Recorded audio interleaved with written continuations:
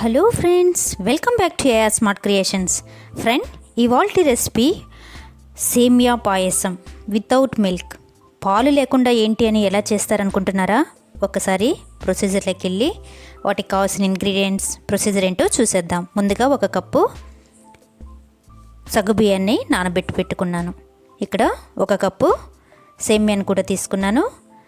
అలాగే 3/4 కప్పు చక్కెర తీసుకున్నాను. ఇది మినిమంగా ఉంటుంది ఆ చక్కెర, మీకు కావాల్సింటే కొంచెం ఇంక్రీజ్ చేసుకోవచ్చు. అలాగే డ్రై ఫ్రూట్స్.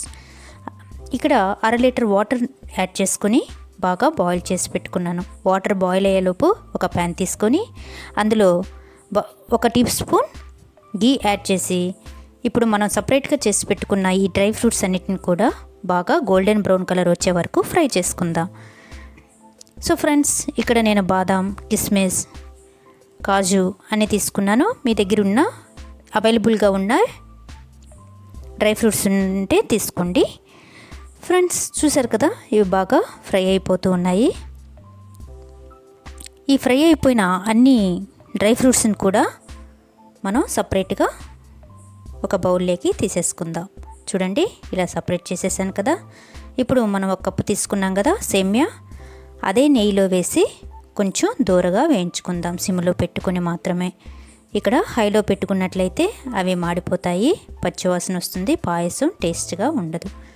సో మీరు మీడియం ఫ్లేమ్లో పెట్టుకొని దూరగా గోల్డెన్ బ్రౌన్ కలర్ వచ్చే వరకు మీడియం ఫ్లేమ్లో పెట్టుకొని బాగా ఫ్రై చేసుకుందాం. చూడండి, ఈ సేమియా కూడా బాగా ఫ్రై అయిపోయాయి.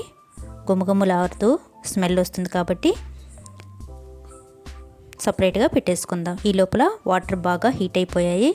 మనం ముందుగా నానబెట్టుకున్న ఈ సగ్గు బియ్యాన్ని అందులో వేసి మీడియం ఫ్లేమ్లో పెట్టుకొని బాగా ఉడికించుకుందాం. ఇక్కడ మనం 1 అవర్ పాటు ఈ సగ్గు బియ్యాన్ని నానబెట్టుకున్నాం కాబట్టి ఇది ఎక్కువ సమయం పట్టదు నానేదానికి. సో ఇక్కడ చూడండి, బాగా ఉడికిపోయింది. మనం ఇందులోనే మనం రోస్ట్ చేసి పెట్టుకున్న సేమియాను కూడా యాడ్ చేసేసాను. ఆ క్లిప్పింగ్ మిస్ అయింది ఫ్రెండ్స్. సో 2 కూడా బాగా ఉడికిపోతున్నాయి. ఇలా సిమ్లో పెట్టుకొని మీడియం ఫ్లేమ్లో పెట్టుకొని బాగా ఉడికించుకుందాం. సో 5 నిమిషాల్లో స్వీట్ తినాలనిపించినప్పుడు మనకి ఈ రెసిపీ చేసుకొని, ఇంట్లో పాలు లేవు అనుకొని ఇప్పుడు ఉండే సిచ్యువేషన్కి ఇది కరెక్ట్ అయిన స్వీట్ రెసిపీ అని మీకు ప్రజెంట్ చేయడం జరుగుతుంది. సో ఫ్రెండ్స్, 5 నిమిషాల పాటు ఇలా సేమియాని, సగ్గు బియ్యాన్ని బాగా ఉడికించుకున్న తర్వాత మనం ముందుగా తీసి పెట్టుకున్న ఈ షుగర్ని కూడా కొంచెంగా యాడ్ చేసుకుంటూ కలిపేసుకుందాం. చూడండి, ఎంతో సింపుల్గా మనకి సేమియా పాయసం వితౌట్ మిల్క్తో రెడీ అయిపోతుంది. సో కొంచెం దగ్గర పడే వరకు, ఇలా షుగర్ అంతా మెల్ట్ అయ్యే వరకు ఇలా గరిటెతో తిప్పుతూ ఉన్నట్లయితే షుగర్ అంతా మెల్ట్ అయిపోయి కొంచెం ఈ పాయసం అనేది చిక్కగా తయారైపోతుంది.